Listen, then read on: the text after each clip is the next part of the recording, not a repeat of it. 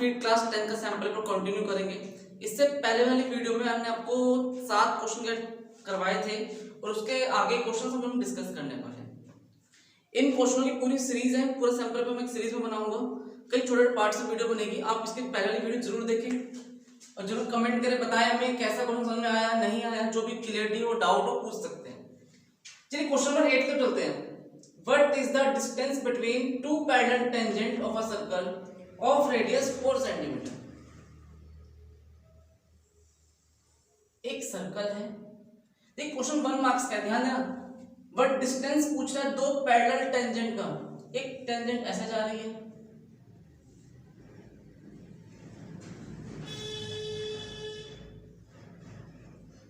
और एक टेंजेंट आपके पास पैरेलल इधर इस तरफ से जाती है।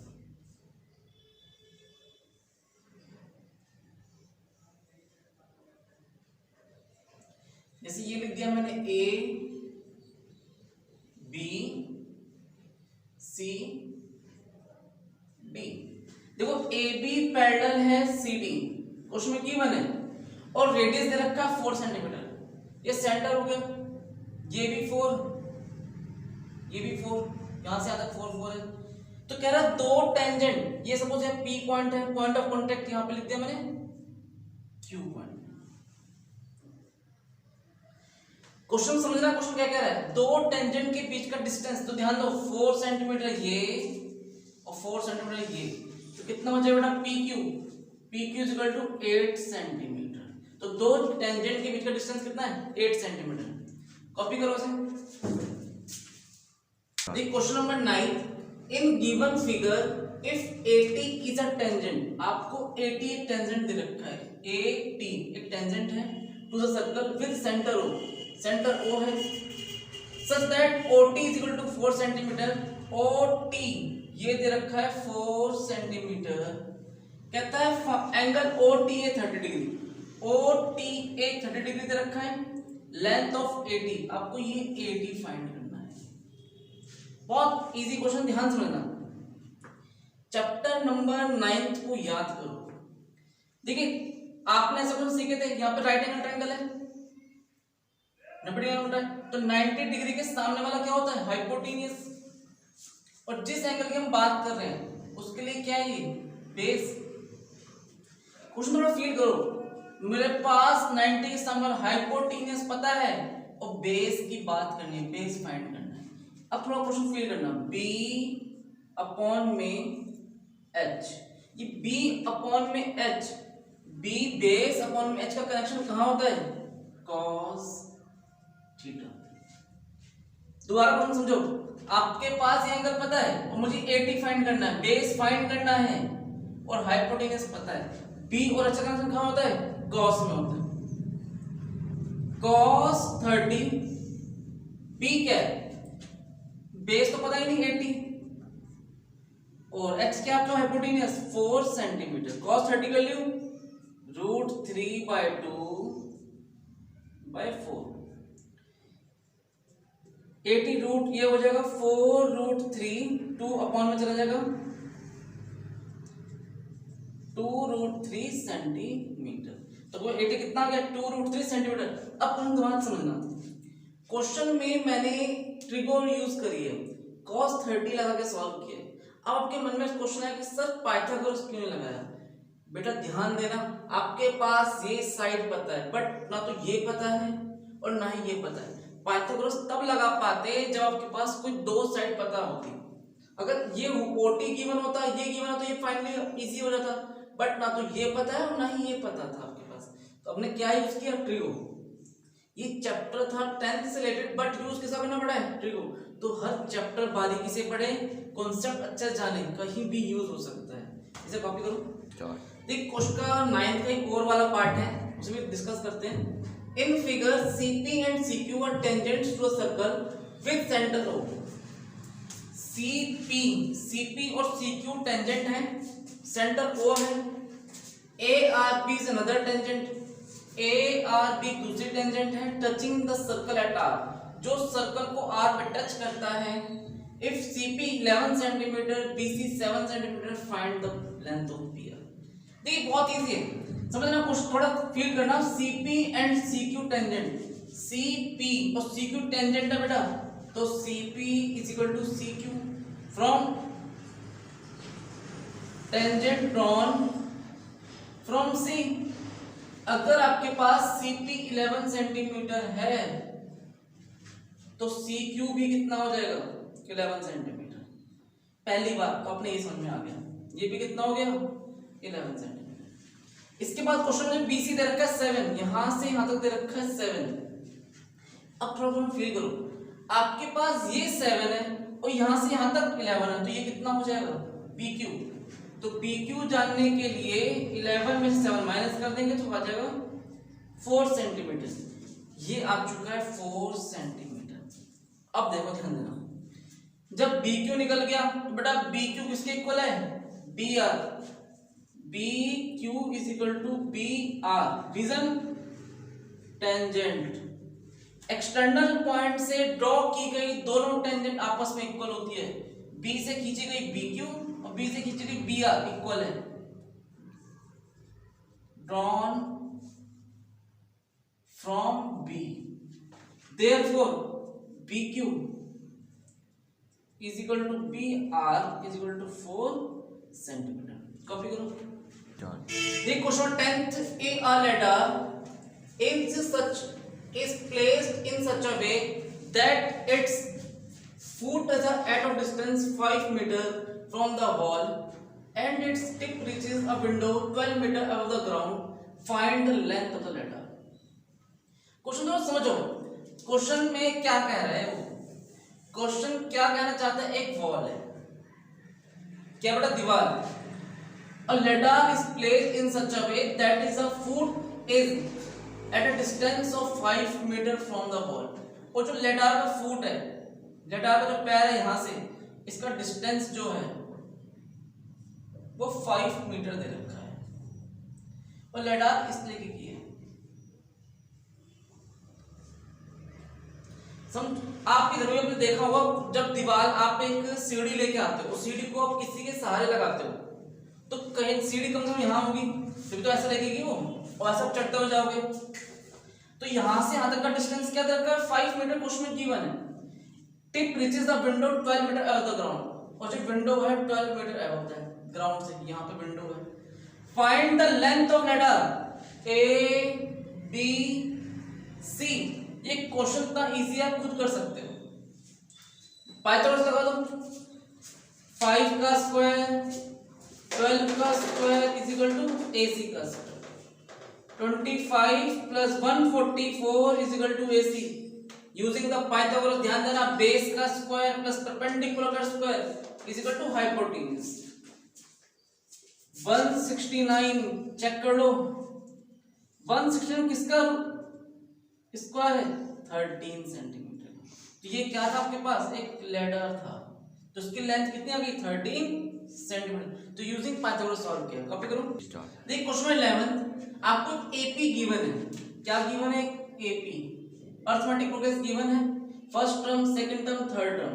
कहता है फाइंड द 21st टर्म्स निकालना है, 21 टर्म्स निकालना है। ध्यान देना, आपके पास A है फर्स्ट टर्म, 4 2 जा 8, 8 1 जा 8 में 1 ऐड कर दो तो 9/2 आ जाएगा। आप लोग इससे D भी निकाल सकते हैं, बिल्कुल। कैसे, second term minus first term, तो -3 में से माइनस कर देंगे -9/2, 2 3 जा 6, यह आ जाएगा 3/2। आपके पास A पता है, D पता है, क्या निकालना है 21st टर्म निकालना है, A 21। अब आप क्वेश्चन समझना, फॉर्मूला होता क्या nth टर्म का, A प्लस n-1 टू में D। फॉर्मूला क्या सीखा था आपने, A प्लस n-1 इंटू में D। तो वैसे देखो डायरेक्ट भी लिख सकते हो, यहाँ पर 21 पूछ रहा है ना, तो एक कम कर देंगे, 20 को D से मल्टीप्लाई कर देंगे, तो A की जगह A आ जाएगा, यहाँ 21 - 1 इंटू में D। चलिए वैल्यू पुट कर दो, A की जगह -9/2 20 और D की जगह 3/2 1 जा 2 10 जा 20, तो -9/2 प्लस 30/1 एलसीएम लेंगे 2, एलसीएम लेंगे 2 आएगा और सॉल्व करने में क्या आएगा, 2 बन जा 2 -9 और ये 60 हो जाएगा, 51/2। इसे मिक्स फ्रैक्शन चेंज कर दो, कॉपी करो। देख क्वेश्चन नंबर 12 कहता है evaluate sin square 30 cos square 45 4 tan square 30 half sin square 90 cos square 90 और cos स्क्वायर 0। आपको इसकी वैल्यू फाइंड करनी है। चैप्टर नंबर 8 पे ध्यान दो, आपको मैंने कहा इनकी वैल्यूज याद करो। तो देखिए वैल्यूज पुट करते हैं। sin 30 की वैल्यू बेटा 1/2 का स्क्वायर, cos 45 1/√2 का स्क्वायर प्लस tan 30 1/√3 का स्क्वायर, sin 90 1 का स्क्वायर, cos 90 देखिए cos का साइन का उल्टा हो जाता है 0, 0 का स्क्वायर और cos 0 पे 1 हो जाता है, साइन 0 पे 0 लेकिन cos 0 पे 1, साइन 90 पे 0 होता है बट cos 90 पे 0 हो जाता है। तो साइन 90 पे 0, 90 पे 1 और cos 90 0। आपको ये वैल्यूज याद करनी है, ध्यान देना। देखो 1/2 का स्क्वायर बेटा 1/4 या 1/2, 1/3, 1/2, 0 का स्क्वायर कुछ भी कर लो 0 ही आ जाएगा या 1/24 आ जाएगा। देखो फाइनली क्या आया 1/8, 4/3, 1/2 और 1/24।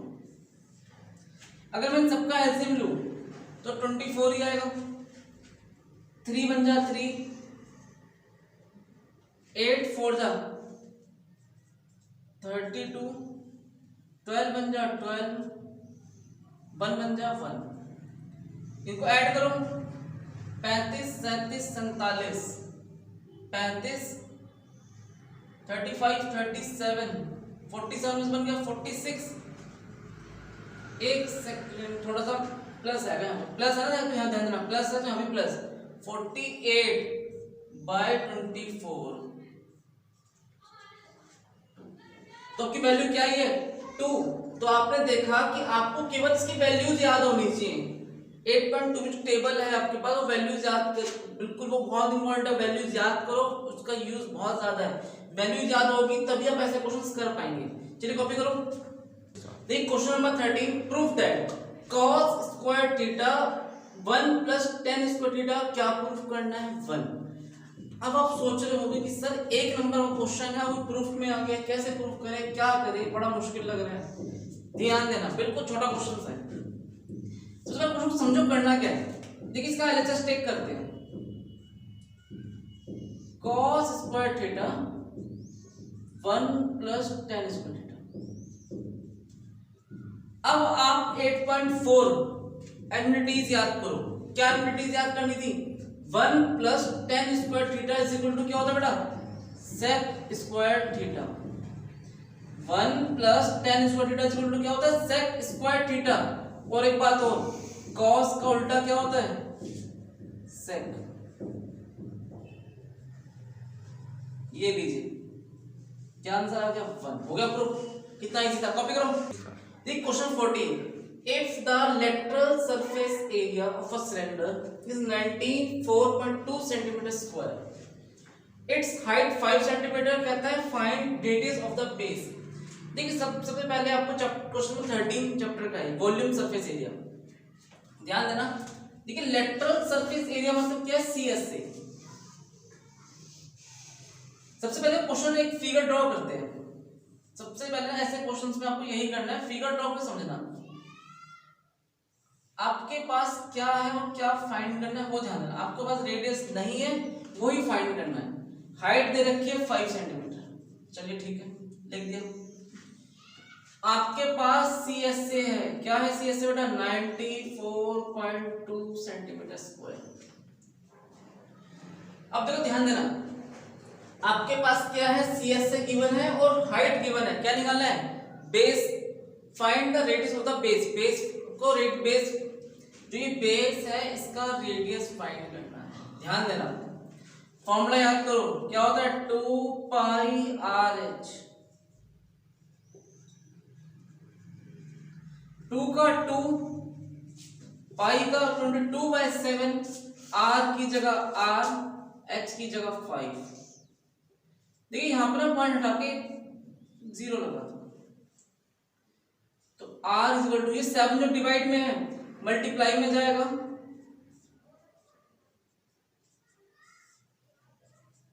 और जो मल्टीप्लाई में है वो डिवाइड में जाएगा। क्या क्वेश्चन कट सकता है 2 से? बिल्कुल कट सकता है। 2 4 जा 8, 2 7 जा 14, 2 1 जा 2। क्या और कट सकता है 2 से? बिल्कुल नहीं कटेगा। 3। अब ये क्वेश्चन किससे कट सकता है? 11 से भी नहीं कट सकता है। 44 3। आपको एक काम करना है, 471 मल्टीप्लाई इनटू में 7 और डिवाइड बाय 22 पंजे 110, 110 को 10 से करेंगे कितना आएगा? 1100। मल्टीप्लाई करके 1100 डिवाइड करना, आंसर आ जाएगा। ये आपके लिए खुद करना है, इसे आप कॉपी कीजिए। देखिए question 15, for what value of k will k + 9 2k - 1 and third term है 2k + 7 are consecutive terms of an AP। Question समझा? कौन समझना बिल्कुल ध्यान से। क्वेश्चन क्या कह रहा है? क्वेश्चन कह रहा है तीन टर्म दे रखे हैं, k + 9, 2k - 1 और 2k + 7। AP के लगातार कंसेक्यूटिव टर्म्स है ऑफ एन AP।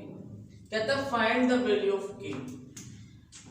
देखिए अगर ये AP है, अगर ये तीनों टर्म AP में है, कहता है consecutive term of an AP, तो इनका कॉमन डिफरेंस भी क्या होगा बेटा? सेम होगा।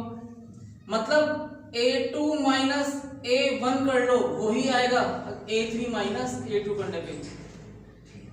समझना बिल्कुल गहराई से ना। क्वेश्चन क्या कह रहा है? क्वेश्चन ये तीनों टर्म AP है, consecutive term of an AP, तो इसका जो कॉमन डिफरेंस होगा कैसा होगा? बिल्कुल सेम होगा। A2 क्या दे रखा है? 2k - 1 और A1 k + 9। A3 क्या है? 2k + 7 और 2k - 1। अब क्वेश्चन समझना, 2k - 1 सॉल्व करो, -k प्लस माइनस 2k + 7, ये हो गया -2k माइनस माइनस प्लस, ये तो कैंसिल हो जाएगा, 7 और 1 8 हो गया। यहाँ तो खत्म, 2 में से 1 गया, 1 k बचेगा और ये हो जाएगा -10, इधर ऐड हो जाएगा, क्या आ जाएगा? 18। तो देखो जब भी कभी तीन टर्म आपको क्वेश्चन में दे रखे हो, AP के तीन टर्म दे रखे हैं, A1 A2 A3, वो कहता है find the value of k। सबसे पहले क्या करना है? आपको कॉमन डिफरेंस इक्वल कर देना है। क्या करना है? कॉमन डिफरेंस इक्वल करना है। इक्वल कैसे होगा? A2 - A1 = A3 - A2।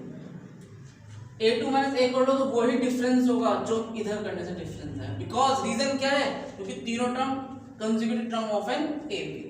तब का फाइनल आंसर क्या है? 18 आ गया। k की वैल्यू कितनी है? 18। चलिए आज के हम इतना ही क्वेश्चन डिस्कस करेंगे।